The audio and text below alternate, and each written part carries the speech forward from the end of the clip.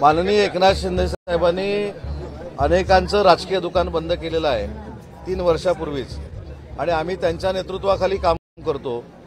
माझ्यासारखा एक शिवसैनिक या ठिकाणी येणार म्हटल्यानंतर माननीय एकनाथ शिंदे साहेबांवर प्रेम करणारे, प्रकाशदादांवर प्रेम करणारे किती लोक या ठिकाणी जमलीत हे आपण स्वतः बघितलेलं आहे।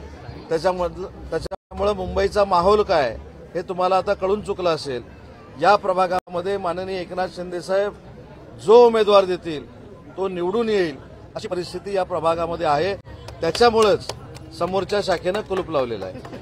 लोकांचा प्रतिसाद कसा प्रकारचा होता, कारण तुम्ही बरेच ठिकाणी गेलो होता, पण इथे काल देखील मी 5 प्रभागामध्ये जाऊन आलो, 5 वॉर्डमध्ये जाऊन आलो। आता उशीर झालाय तरी देखील 6 वाजल्यापासून एका शिवसैनिकाची आणि माननीय एकनाथ शिंदे साहेबांबरोबर काम करणाऱ्या एका सहकार्याची वाट बघत हजारोंच्या संख्येने इथं लोक उपस्थित आहेत। याचा अर्थ निकाल हा शिवसेनेच्याच बाजूने आहे आणि धनुष्याच्या बाजूने आहे।